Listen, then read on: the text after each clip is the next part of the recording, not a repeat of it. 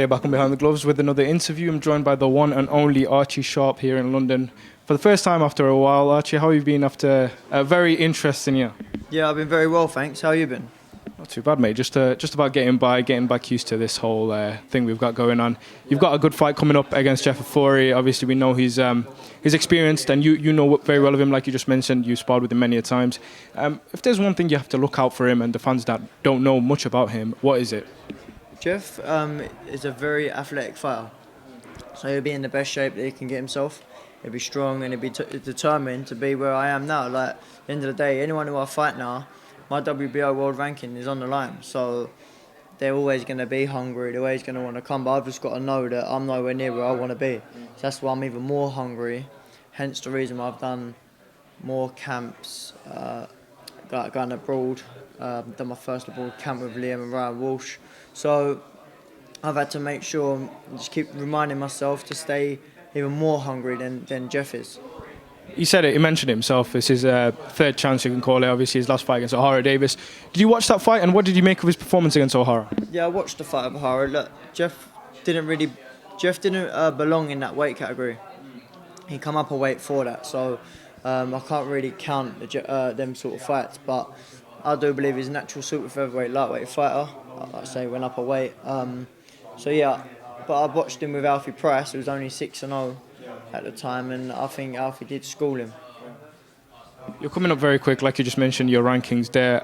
You're on the card with the headline, obviously, Carl Frampton. A lot of people talking about that. See a bit of respect between you two now, but what is it about Carl that you feel like you can, expose as the younger fighter? Yeah, there's no disrespect to Carl. He's just in a position where I want to be. He's got something that I want, so therefore I'm going to be going for that. It's no disrespect to him. It's not personal, it's business. It's like Shakur Stevenson's in the weight, it's not personal, it's business. I just believe I'm a lot bigger man than Carl, and I'm a lot stronger than what people do think. They look at me and I don't think they realise the strength that I can carry through the fight. So that's I think I'll just be too big of a fighter for Carl Frampton. We're talking about the Herring fight. Obviously, we were meant to see that early on in the year. It's a great fight because both, as we know, both fighters are very talented, very skillful. Obviously, taking a step back as a fan, how do you see that one playing out? It's the same again, size. I'm a big super featherweight, but Jamel's a lot bigger than me. So I do believe it's just the size that might cause Frampton to come short. Is there any sort of prediction if that fight happened? Yeah, I do believe Jamel Herring wins on points.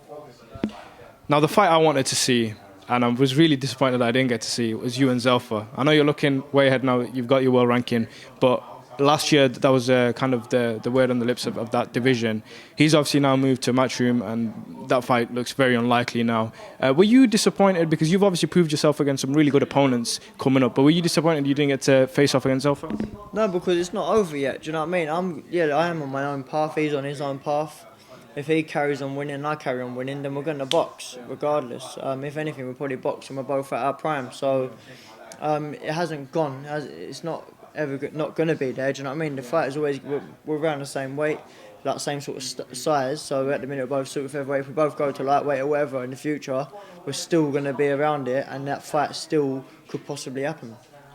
You saw the layout that Frank put out, and you were on it with Zelfa. Is there anyone else from that side of the road that you think, I want to fight? Obviously, you've got your eye on this fight and Carl and whatnot, but is there anyone else from that side that you think, I want to have a go at? To be honest with you, no, not really. At the minute, like I say, I've got the Shakur Stevenson and Frampton and Jamel. They're sort of the three fights that I'm looking at, and Oscar Valdez, obviously. So I can't keep adding too many to the list. So at the minute, they're just the fighters that I'm looking at.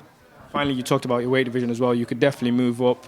When would that be? When would you want to eye it? Would you want to win the title and stay around, or is it like, all right, I need to move up now? Yeah, not until I've cleaned the super featherweight division. Then I'll look at moving up. But until then, I've got a job to do, and that's to win all the world titles at super featherweight. All of them. So we're trying to become undisputed. 100%, 100%. I haven't become a professional boxer. I've become second best. People can say what they want, they can write me off. Look, I'm going to give it a go, and I do believe I've got the tools to do it. Play Archie. All the best on Saturday, man. Thank you.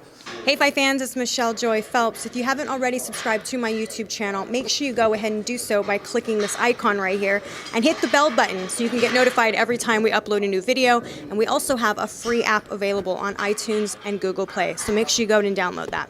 Bye Fight fans.